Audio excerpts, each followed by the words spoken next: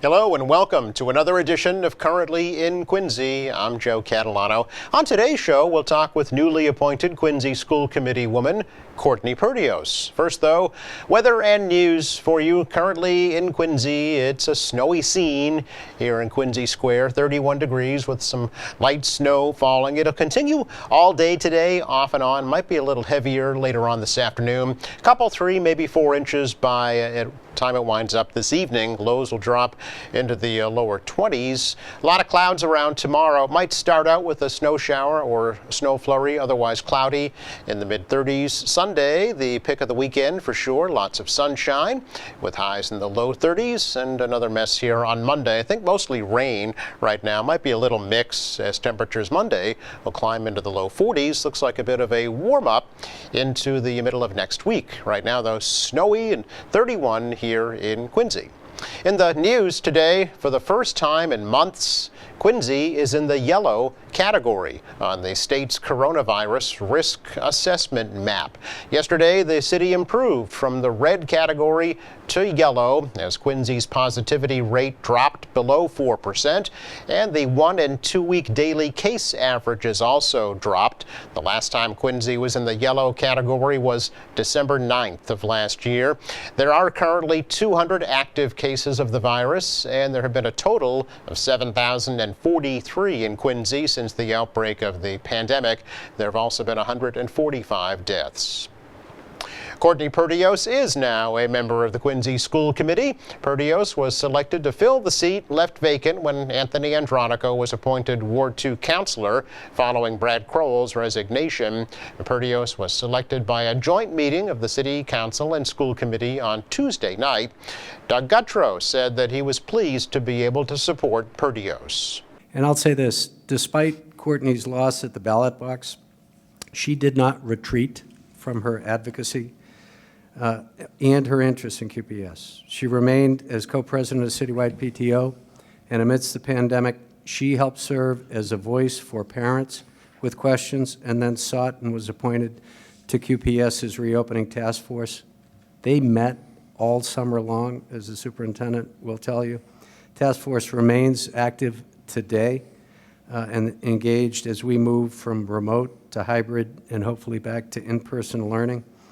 And Courtney not only has been a presence, but she's been a voice for parents. Finally, I've known Courtney personally for 15 years. She's always been active in her community. She puts service above self. She's hardworking and passionate and has always been a true advocate for Quincy Public School students as well as parents. Perdios received 8 votes to win the seat, which does expire at the end of this year. She says she will run for the full 4-year term in the fall. Also nominated were Elizabeth Speakman, Ellen O'Donnell, and Liberty Schaff. City of Quincy has a new treasurer and collector. Fee Du was appointed by Mayor Thomas Koch to replace Deborah Coughlin, who retired after 12 years in that position. Du owned Grandasia Dress Shop for 16 years, but is also a financial analyst, having worked at State Street and Brown Brothers as a business analyst. The mayor says Du's experience in the private sector will serve her well in her new role. Quincy City Council is reviewing Mayor Thomas Koch's request for a new police station. Koch is seeking $120 million for that new complex, which will also house the Fire Department Administration and Emergency Management Office. The plan calls for building the new complex right behind the current station on C Street, then demolishing the existing station and creating a park dedicated to first responders. The plan also calls for a 276-space parking garage and a police gun range. The City Council previously approved $32.5 million to acquire the property needed for the new station and for demolition costs. A Quincy attorney has been nominated as an Associate Justice of the Boston Municipal Court. Governor Baker recently tapped John E. Garland to oversee the department that serves Boston, Brighton, Charlestown, Dorchester, East Boston, Roxbury, South Boston, and West Roxbury. Garland opened a private law office in Quincy Center 24 years ago, was president of the Bar Association of Norfolk County, and a member of the Quincy Zoning Board of Appeals from 2002 to 2006. Coming up, newly appointed Quincy School Committee woman Courtney Perdios. Next. Hey, Massachusetts, what do you want to get back to? Giving hugs, seeing my friends. Taking my wife dancing. I want to get back to taking my kids on play dates. I want to get back to Fenway. I want to get back to partying. We've worked hard, but we're not there yet. So we still need to wear a mask that covers your nose and mouth. Keep our distance, at least 6 feet apart. And get tested. It's free and available. We can get back masks. Learn how at mass.gov/getback. Podcasting 101. Create your own podcast using the QATV audio suite. Learn the basics of the audio board, how to take phone calls, and add music from a CD, SD card, or your phone. Participants will also learn interview skills to help get the most out of your guest. To register for a session, email Carol Themin at cthemin@qatv.org or call 617-376-1440.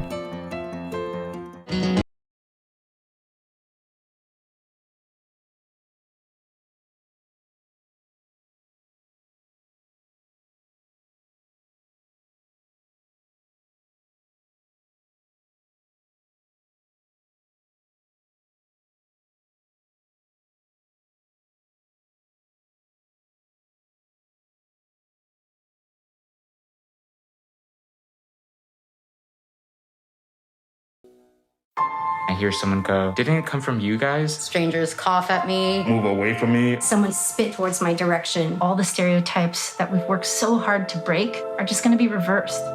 And I won't let that happen. We all have to play our part. I donate my plasma. I've been making masks. We deserve respect as much as everybody else. I'm a firefighter, not a virus.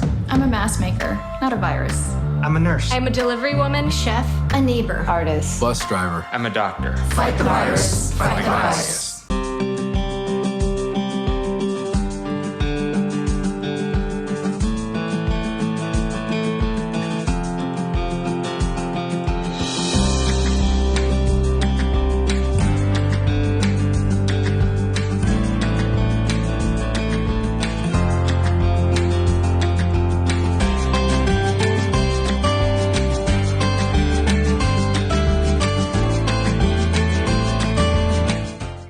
So today we're pleased to welcome to the program now Quincy School Committee woman Courtney Perdios to chat a little bit about her recent appointment to fill the seat left vacant by Anthony Andronico, and also to talk more about her hopes and plans for the new school year. Hi, Courtney. Nice to see you. Hi, Joe. How are you? Doing great. Thanks for spending some time with us. Absolutely. Congratulations on your new appointment. Thank you very much. Thank you. I'm very honored to have been chosen to fill this to fill the vacancy. So yeah, thank you. I'll start off, I guess, with the obvious question is, do you plan to run for the full 4-year term at the end of the year? I do. Figuring out how to run a campaign during this pandemic is going to be, something that we're going to have to figure out, and it's going to be a challenge. But I'm up for it. Definitely, it was something that I felt strongly about a couple years back, and still feel that way. So, yep, I'll be out there.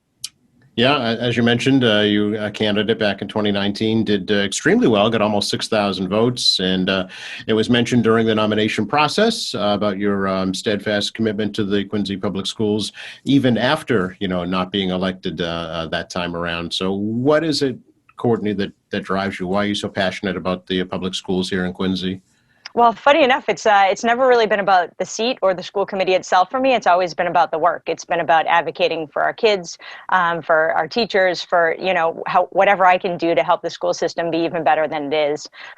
So that's always what's driven me, and just being able to have a higher voice, be able to bring parent concerns and teacher concerns, student concerns to the greater public, to the greater conversation, has always been what drives me. So, yep. That's what got me talking to everyone in 2019. I love talking to people at their doors, hearing, their experiences with the schools, just learning all I can about it, and just figuring out what the issues are and being able to work on them.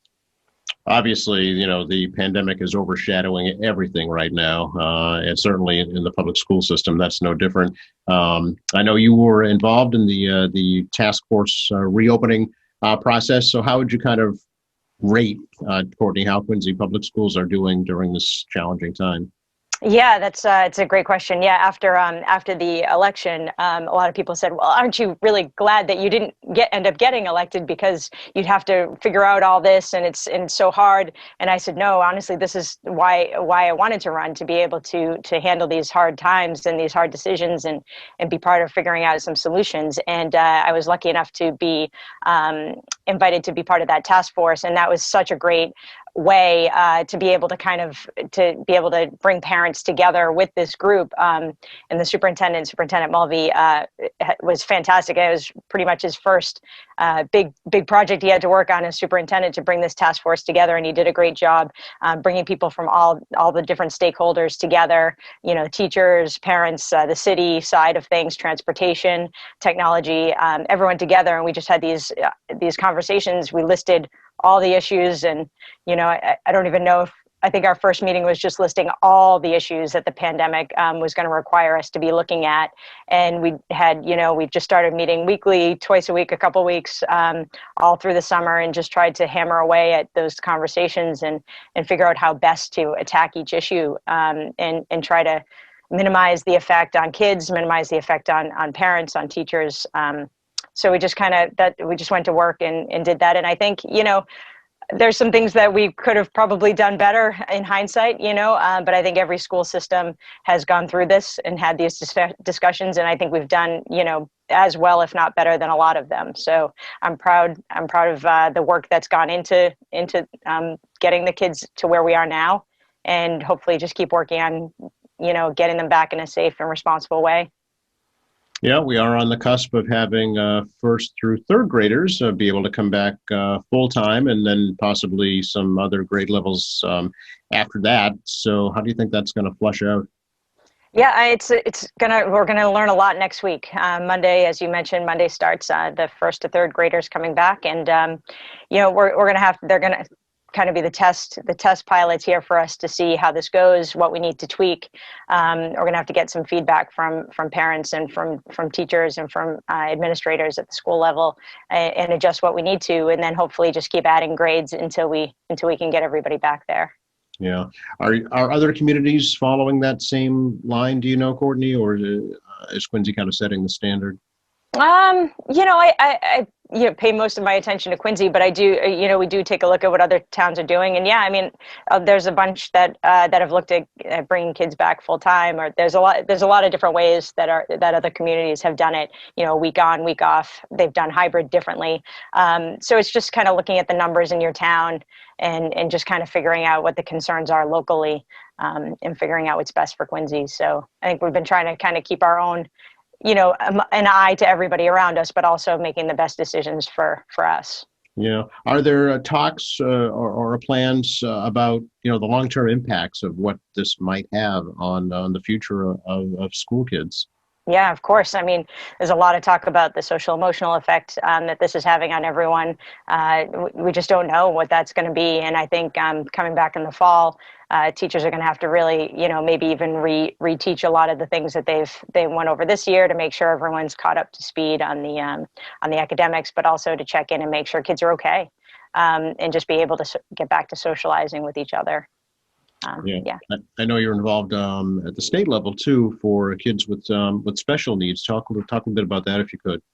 Yeah, so it's actually it's a gifted and talented council. It's a council advisory council to DESE, the Department of Elementary and Secondary Education, and it's an amazing group of people that are working to try to kind of elevate the status and the understanding of what gifted and talented education and what those students are in Massachusetts. A lot of states, Massachusetts included, has kind of lost their funding for the gifted and talented resources, and just it's kind of fallen off the radar a lot. And Quincy actually acknowledges that there are advanced kids in the system, and we do have some programs here in Quincy that start at 5th grade that do reach them. There are a lot of communities in Massachusetts that do not. So this board, we just kind of talk about what we could do at the state level to just raise the importance of that, and try to get different localities more funding, more resources to be able to better meet the needs of the advanced child, academically and socially.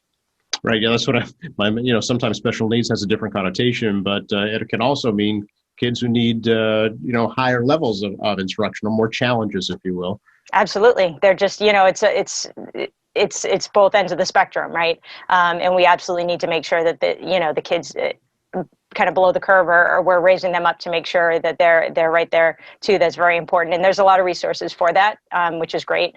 And then the kids kind of above the curve, that's where maybe they're okay, maybe they're doing okay, and we say, well, they'll be fine, they'll come along, but they have a lot of unique concerns that we have to meet too. We have to meet every kid where they're at, and if the curriculum's not where they're at, if it's below where they're at, we need to adjust that accordingly so that they learn just as much as everyone else.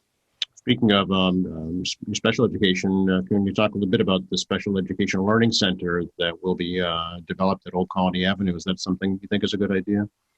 I do. Now it's being used for the best use possible to vaccinate everyone. So I'm glad that it's being used for that right now. But hopefully it will start to be transitioning into some construction to make it into that special learning center.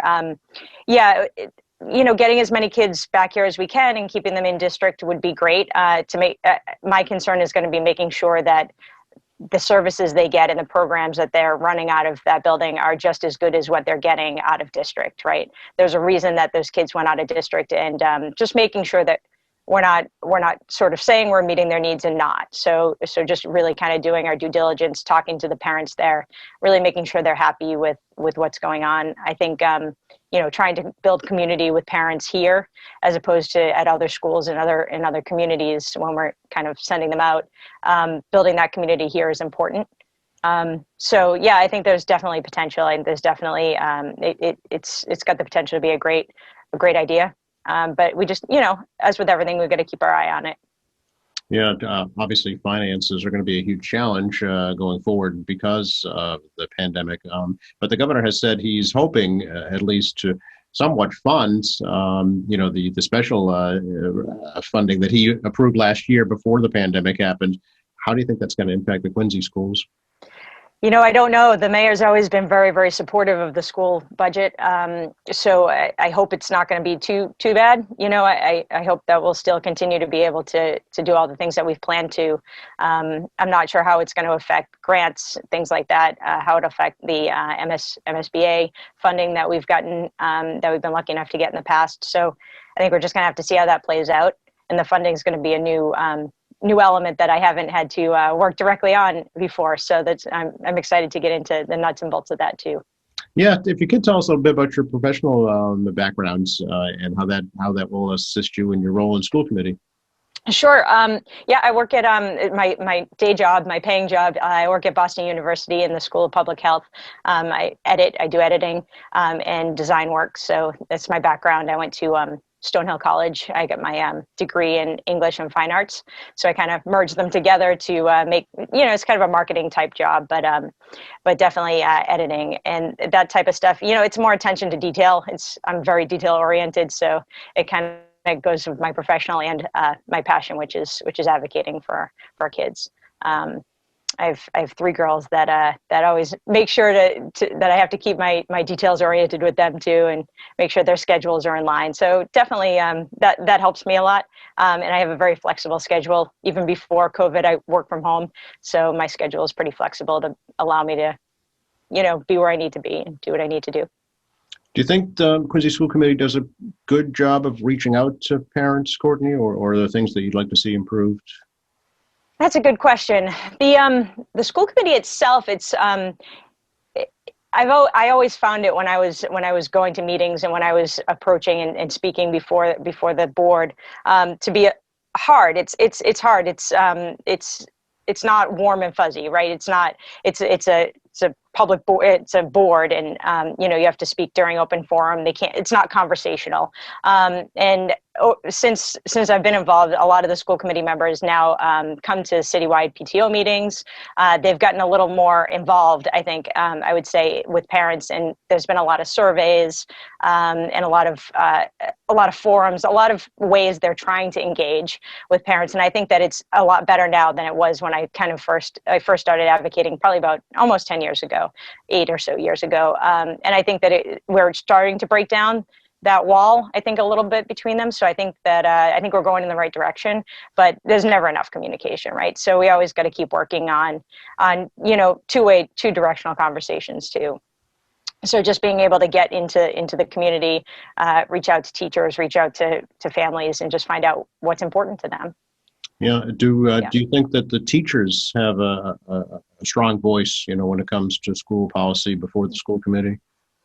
I do. The QEA is a very powerful entity, the teachers union, and they're strong advocates for their teachers and for what's best for them, for their rights, for I know they've been very strongly advocating for the 6-foot distance in the schools, and that's valid. Every other place you go to, you have to be 6 feet apart. So I definitely get that, and I'm glad they're there. I'm glad that we have that group looking out for them. But and also just hearing anecdotally things that are going on, how the teachers are feeling about everything. I think the whole pandemic has absolutely been almost as hard on them as it has been on students too.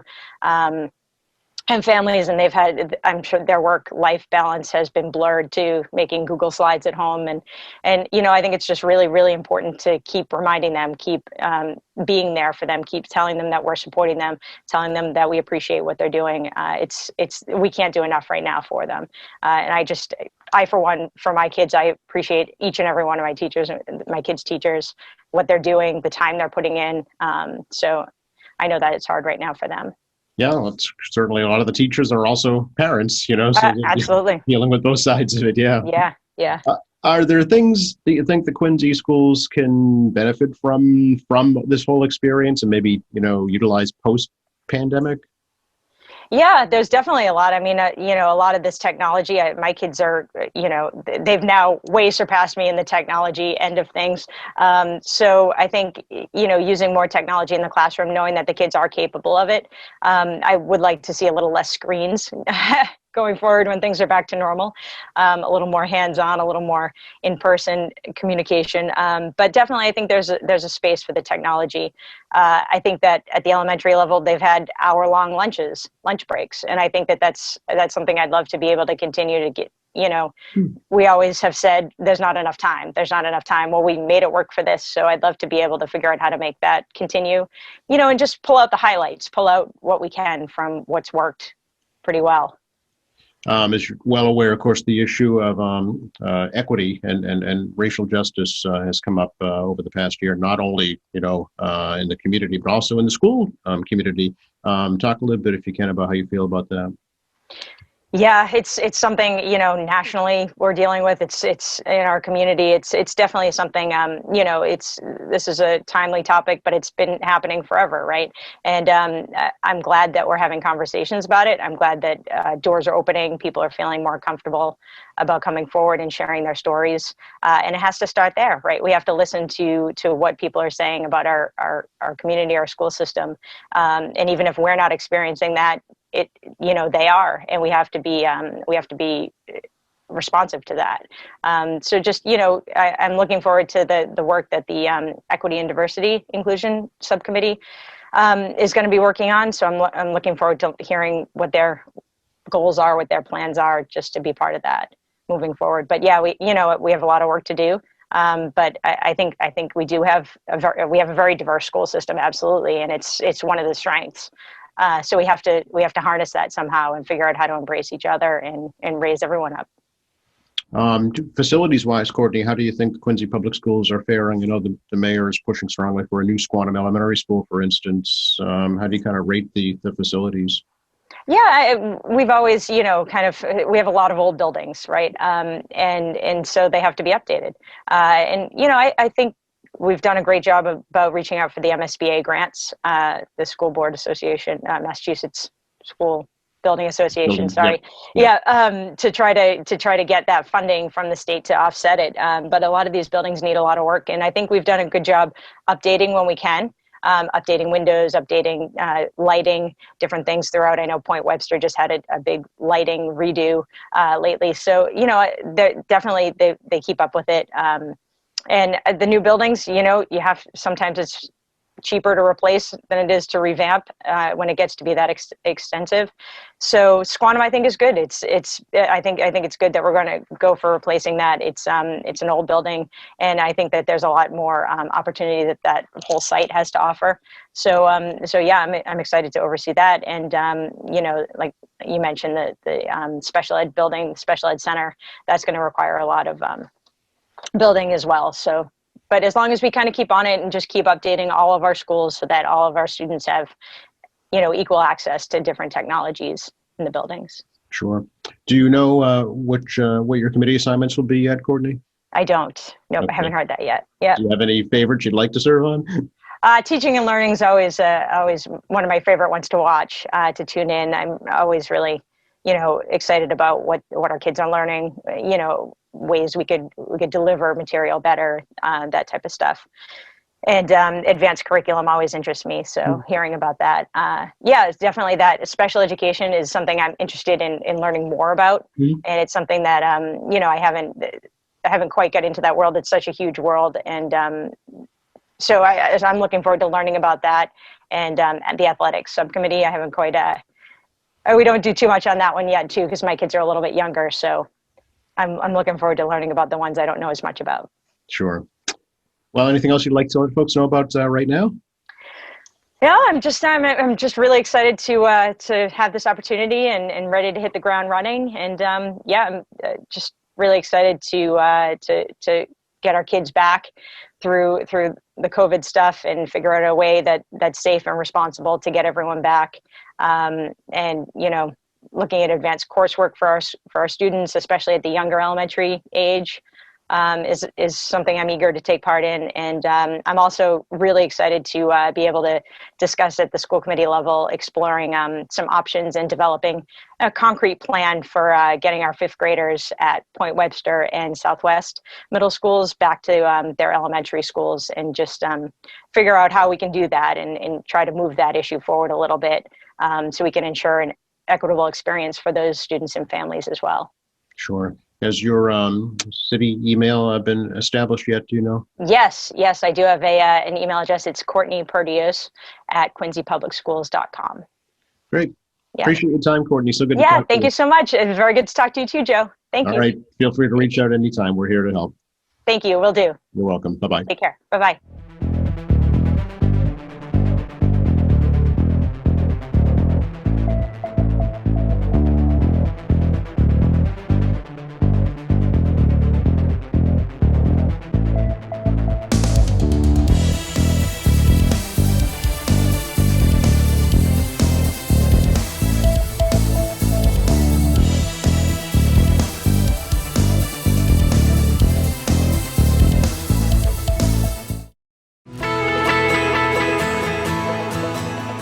Checking the forecast for you once again for the rest of the day today. On and off snow, could be heavier this afternoon, accumulating anywhere from 2 to 4 inches by this evening, with temperatures in the low to mid 30s. The snow will linger into the overnight hours, won't accumulate much. Lows tonight in the upper 20s. Could start out with a flurry or a snow shower tomorrow, otherwise mostly cloudy with highs into the mid 30s. Sunshine is back here on Sunday, chilly only in the low 30s, and a mixed mess possible on Monday. More rain is likely as temperatures Monday climb into the low 40s. Thanks again to Courtney Perdios for joining us today. Thank you to our crew. Thank you for watching. On Monday, we'll get an update on how Quincy Asian Resources is providing 1 million meals to people in need during the pandemic. Reminder, go to our website anytime, qatv.org. You'll find all of our latest programs, news and information, video on demand, live streaming, and much more. For all of us here at Quincy Access Television, I'm Joe Catalano. Please stay safe.